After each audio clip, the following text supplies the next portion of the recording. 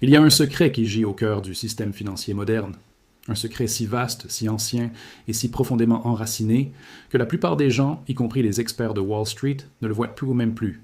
C'est un mensonge qui a été répété si souvent qu'il est devenu la vérité officielle.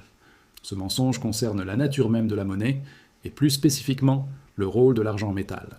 Si vous regardez le prix de l'argent aujourd'hui sur votre écran, vous ne voyez pas la valeur d'un métal.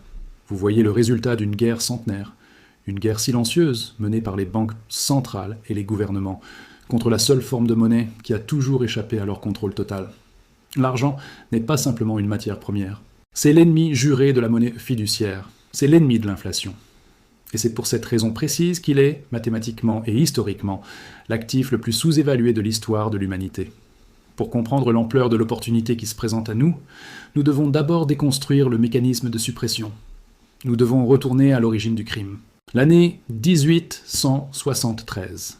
Avant cette date, le monde fonctionnait sur une réalité tangible. L'argent était la monnaie du peuple.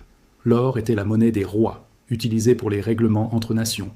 Mais l'argent était le sang qui coulait dans les veines de l'économie réelle. Aux États-Unis, la définition légale d'un dollar n'était pas une idée abstraite ou une note de la Réserve fédérale. C'était une masse spécifique d'argent. 371 grains et quart d'argent pur. Le mot dollar était simplement un terme de mesure pour une quantité d'argent, tout comme le mot litre est un terme de mesure pour un liquide. Mais en 1873, tout a basculé. Dans une manœuvre législative obscure, connue plus tard sous le nom de crime de 1873, les États-Unis ont démonétisé l'argent. Ils ont coupé le lien millénaire entre le peuple et sa monnaie. Pourquoi ? Parce que les banquiers de l'époque, les ancêtres de l'élite financière actuelle, avaient compris une vérité fondamentale. Vous ne pouvez pas imprimer de l'argent métal. Vous ne pouvez pas le créer à partir de rien pour financer des guerres, des déficits ou des plans de sauvetage. Si l'argent restait la monnaie standard, le pouvoir des banques serait limité par la géologie.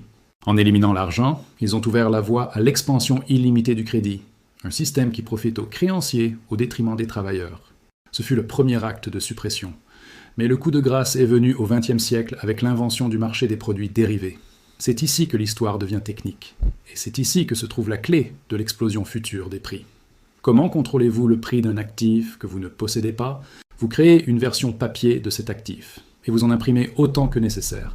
C'est ce qu'on appelle le marché du COMEX. Aujourd'hui, le prix de l'argent n'est pas fixé par l'échange physique de barres de métal. Il est fixé par le trading de contrats à terme. Ce sont des paris électroniques sur le prix futur. Le scandale réside dans le ratio de levier. Pour chaque once d'argent physique qui repose réellement dans les coffres certifiés du COMEX, il existe des centaines, parfois des milliers, d'onces d'argent papier qui sont échangées chaque jour. C'est un système de réserve fractionnaire appliqué à une ressource finie. Les grandes banques d'affaires, les bullion banks, ont la capacité de vendre à découvert des quantités massives d'argent qu'elles ne possèdent pas. Lorsque le prix commence à monter et menace de briser des niveaux techniques clés, ces banques peuvent inonder le marché avec des milliards de dollars de contrats papier en quelques secondes, créant une cascade de ventes artificielles. Ils appellent cela fournir de la liquidité. En réalité, c'est de la manipulation de prix. Ils créent une offre fantôme pour absorber la demande réelle. Imaginez si vous pouviez vendre des maisons que vous ne possédez pas pour faire baisser le prix de l'immobilier. C'est illégal sur le marché immobilier, mais c'est la norme sur le marché des métaux précieux. Pendant des décennies, ce mécanisme a fonctionné à la perfection. Il a maintenu l'argent à des prix dérisoires, souvent en dessous de son coût de production. Cela a permis au dollar américain de conserver son apparence de force. Si l'argent, la monnaie historique, montait à sa juste valeur, cela révélerait l'effondrement du pouvoir d'achat du dollar. La suppression du prix de l'argent est donc une question de sécurité nationale pour le système financier, basé sur la dette. Mais il y a une faille dans ce système de contrôle, une faille fatale que les architectes de ce système n'avaient pas prévue. Le marché papier ne fonctionne que tant que les acheteurs acceptent de détenir du papier. Tant que les investisseurs se contentent d'une exposition au prix sans jamais demander la livraison du métal. Cependant, nous entrons dans une nouvelle ère. Le jeu a changé. Oubliez tout ce que vous savez sur l'argent en tant que métal précieux. Oubliez les bijoux, l'argenterie, les pièces de collection.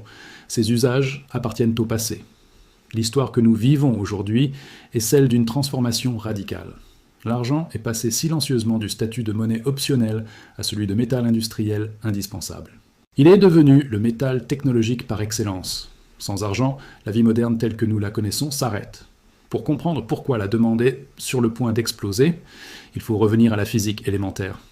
L'argent n'est pas juste un métal brillant. C'est, parmi tous les éléments du tableau périodique, le meilleur conducteur d'électricité et de chaleur connu de l'homme. Il est supérieur au cuivre. Il est supérieur à l'or. Il est irremplaçable. Dans un monde qui s'électrifie, dans un monde qui numérise tout, l'argent est le roi.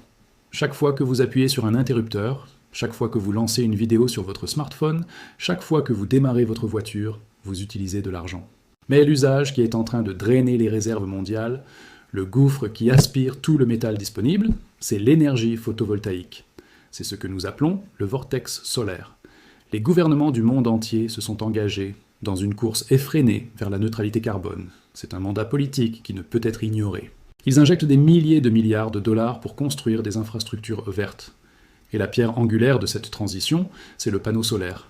Voici le détail que les analystes ont manqué. La technologie évolue d'une manière qui consomme plus d'argent, pas moins. Les nouvelles technologies de cellules, comme les cellules TOPCon et les cellules à hétérojonction, nécessitent beaucoup plus d'argent pour conduire l'électricité générée. Nous parlons d'une augmentation de 20 à 50% de la quantité d'argent par panneau. En 2023, l'industrie solaire a consommé près de 200 millions d'onces d'argent. C'est presque 20% de toute l'offre minière mondiale. Une seule industrie consomme un cinquième du métal disponible. Et la courbe d'adoption n'est pas linéaire, elle est exponentielle. Si le solaire consomme 50 ou 60% de l'offre mondiale d'ici 2030, que reste-t-il pour l'électronique? Que reste-t-il pour les véhicules électriques? Que reste-t-il pour les investisseurs? Rien. La réponse standard des économistes face à une pénurie est toujours la même. Le marché va s'équilibrer. Si le prix monte, les compagnies minières vont simplement creuser plus et l'offre augmentera. C'est la théorie classique, mais dans le cas de l'argent, cette théorie est fausse. Elle ignore la réalité géologique brutale de l'extraction de l'argent.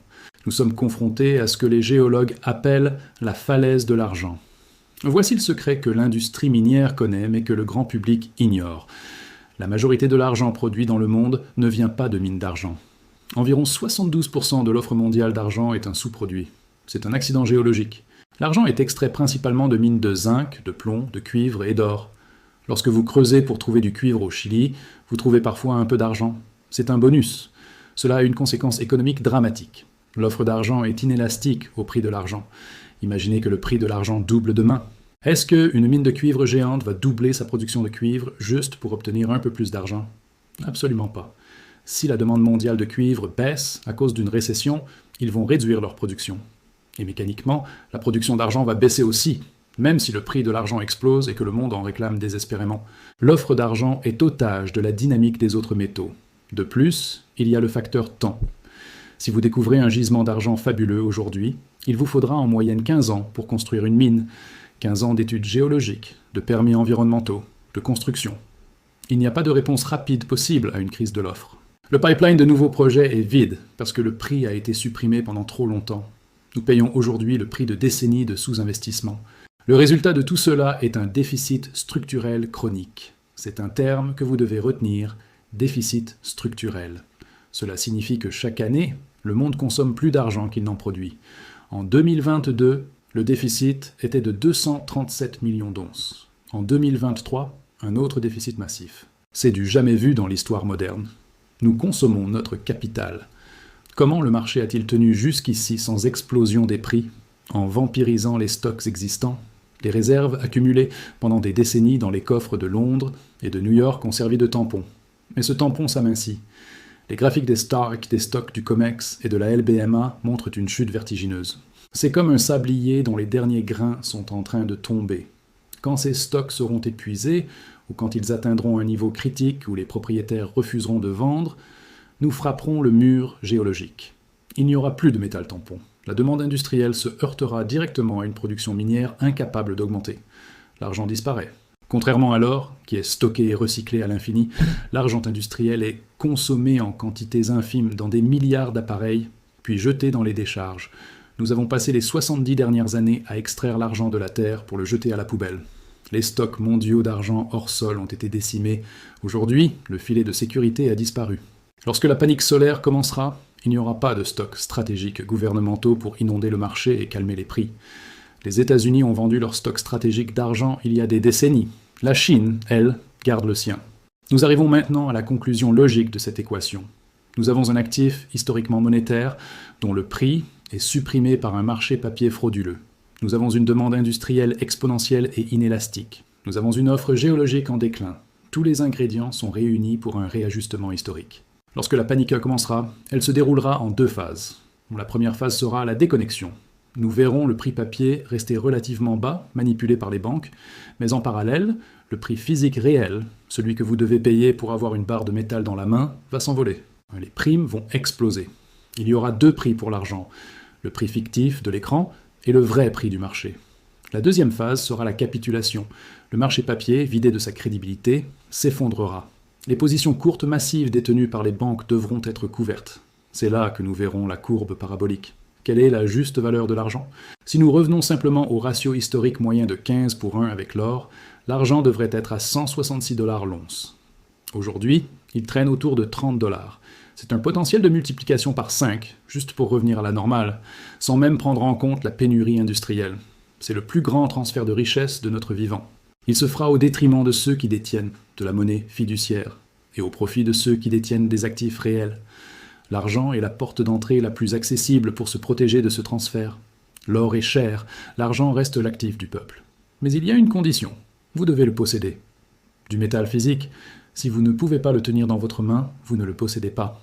Dans une crise de liquidité, les contreparties font défaut. Seul le métal reste. La fenêtre d'opportunité est en train de se refermer. Bientôt, l'argent ne sera plus disponible pour le petit investisseur. Il disparaîtra dans les coffres stratégiques des gouvernements et des géants industriels.